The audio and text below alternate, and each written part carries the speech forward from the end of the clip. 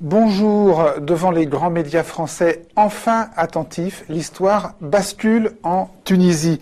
Alors que l'avenir du régime de Ben Ali, à l'heure où nous enregistrons cette émission, semble sur le fil du rasoir, nous allons revenir sur un mois de soulèvement tunisien et la manière dont les médias l'ont traité ou d'ailleurs ne l'ont pas traité. Et évidemment, on parlera aussi du rôle joué par Internet dans cette. Vous êtes président du mouvement Birsa, qui est un mouvement de jeunes Tunisiens opposants. Moi, je ne dis pas que Ben Ali doit partir, parce que en tant que citoyen et jeune Tunisien, je crois que les cartes doivent être mises dans les mains du peuple tunisien. Et il n'y a pas d'appel à faire au président Ben Ali pour lui dire qu'il faut qu'il parte ou qu'il faut qu'il ne parte pas. Je crois qu'il, depuis 23 ans, il a été sourd à toutes les demandes du peuple, et je suis absolument persuadé, même aux demandes de ses conseillers ou de gens qui étaient assez raisonnables pour lui demander de partir. Je crois qu'aujourd'hui, il faut redonner la souveraineté au peuple, il faut vraiment remettre les cartes dans les mains du peuple. Au-delà de la formule, ça veut dire quoi? Ça veut dire organiser quoi? Une élection présidentielle, des législatives, il faut faire un référendum, il faut faire quoi? Redonner la parole au peuple? C'est-à-dire que là, on est dans une position, Ben Ali est un boxeur qui a été un tout petit peu surpris, oui, qui est dans les cordes et qui est sonné. Bon. Et comme tout boxeur, il cherche à gagner un tout petit peu de temps, et il nous refait exactement comme vous avez dit. Et vous le lui accordez alors? Ah non, absolument pas. Ah non.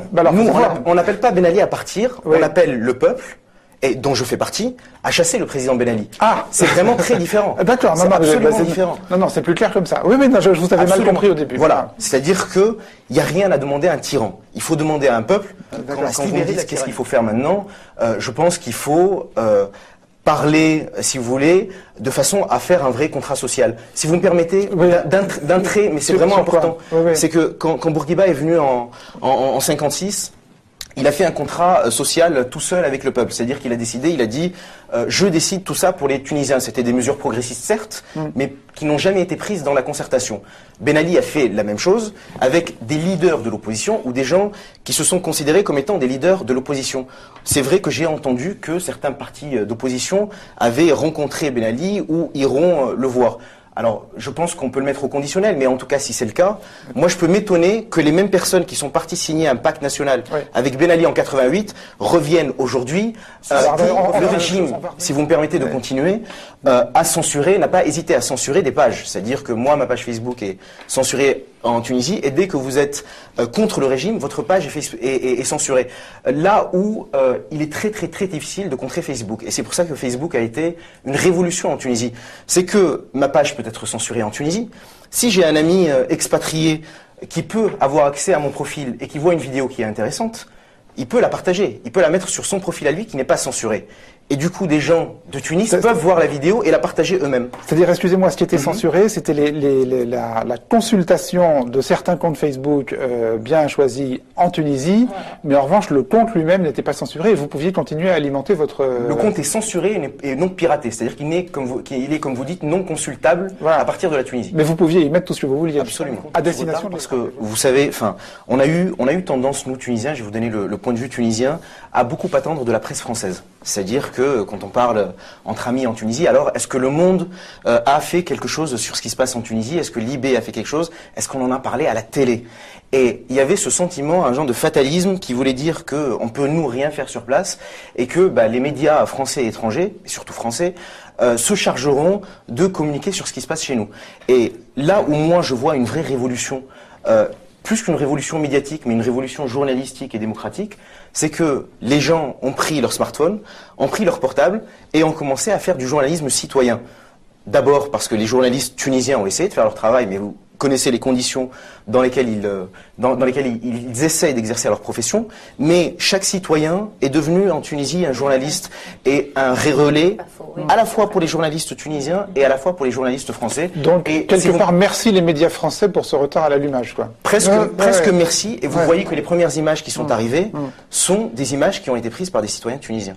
Et en cela, c'est une révolution participative. Si les envoyés spéciaux soient sur place, il n'y avait que des images, effectivement, amateurs qui étaient... Il faut pas se leurrer, c'est une vraie révolte du peuple. C'est une vraie révolte du peuple. Et pour rebondir, si vous me permettez de répondre peut-être un tout petit peu tardivement à votre question, pourquoi il y a eu un traitement médiatique tardif, c'est aussi parce que les politiques de l'opposition, et y compris ceux qui étaient en France, n'ont pas d'abord été à l'origine de ce qui se passait, mais ont pensé que ça allait se terminer. Ils n'ont pas canalisé le mouvement, ils n'ont pas pris le mouvement. Les hommes politiques, pour certains, n'ont pas su se positionner. C'est-à-dire qu'ils n'ont pas fait un travail.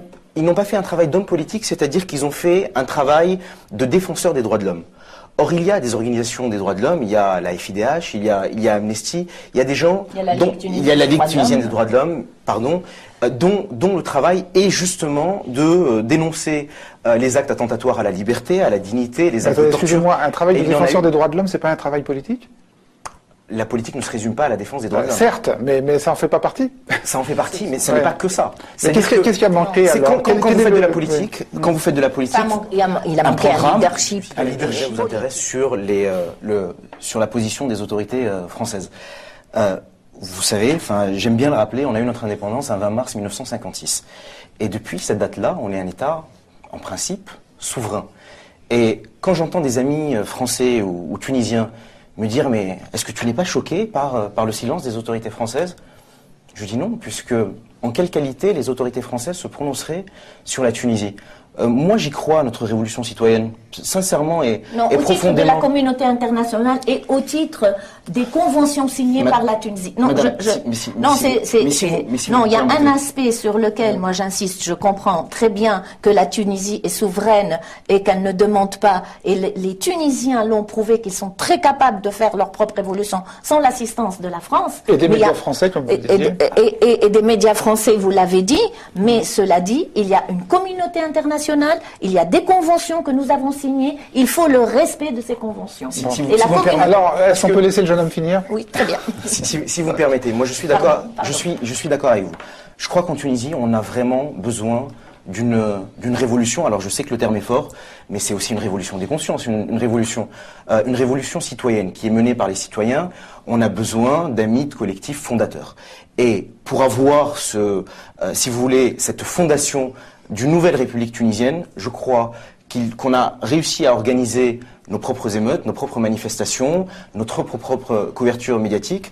Je ne suis pas absolument persuadé qu'on ait besoin de la communauté internationale. Alors vous êtes dans votre rôle de la présidente de la FIDH. C'est pas un rôle. Hein. Non, mais dans votre rôle, dans cette position, mais bien entendu. Moi, ça aide en général. Bien entendu. La communauté internationale. Je sais.